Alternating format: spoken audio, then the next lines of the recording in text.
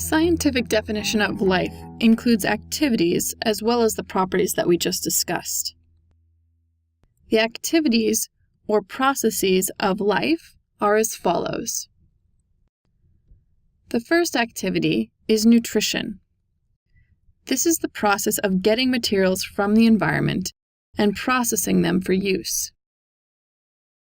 The plant cells in the bottom left of the screen use chloroplasts to collect light energy from the sun.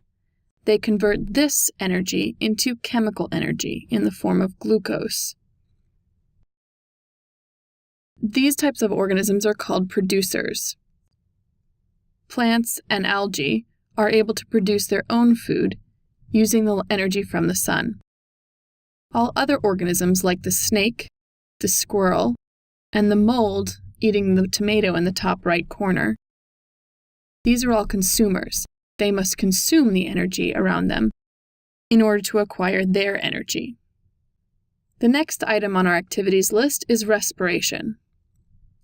When you hear the word respiration, you probably think of the activity of breathing.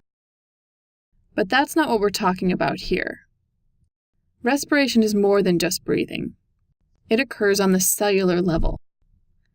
And what your cells are doing is taking the food that you eat and converting it to energy. Respiration is the release of chemical energy from the food that you consume. The next item on our list is synthesis. The word synthesize means to make. You take in food, and through the process of digestion, you break it down into smaller molecules. The process of synthesis takes those smaller molecules and converts them to larger molecules. And that's what makes your body. The next item on the list is growth.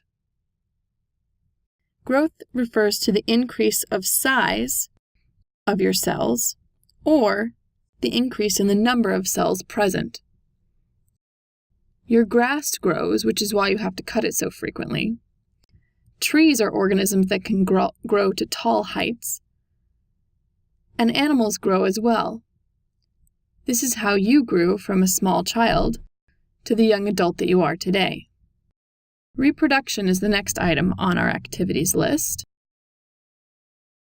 All living things must reproduce in order to ensure the continuation of the species. Reproduction refers to the production of new offspring. These are individuals of the same kind. Some organisms lay eggs as a process of reproduction, and other organisms give live birth.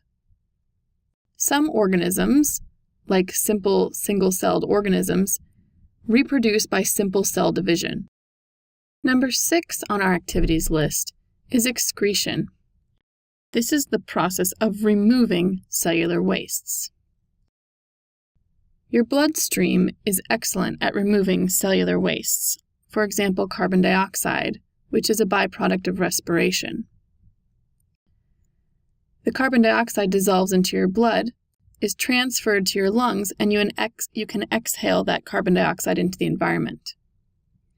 The waste products of cellular processes are then excreted into the environment. Transport is the next activity on our list. Transport involves the absorption and circulation of materials. Animals have a circulatory system that allows items to be transported around their body. Plants have vascular tissue as well, called xylem and phloem. This allows them to transport water and sugars around their bodies. On a more microscopic level, individual cells can transport materials around their body by a process called cytoplasmic streaming. Items can be transported across the cell membrane and then transported around the body of the cell. The last item on our activities list is regulation. This is the process of controlling and coordinating all the other activities that go on in the body of a living organism. Regulation is like a balancing act. It's controlled by a mechanism similar to a thermostat in your home. If the temperature in your home goes too high or too low, the thermostat tells the air conditioning or the heat to kick on to maintain a certain temperature within your home.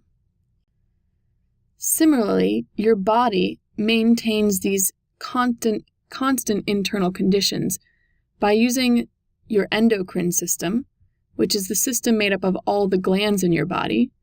These glands produce hormones that keep everything in balance. Your nervous system helps to control this as well. With these two systems and others, your body maintains constant internal conditions. This is regulation. All organisms that are living need to maintain these constant internal conditions in order to survive.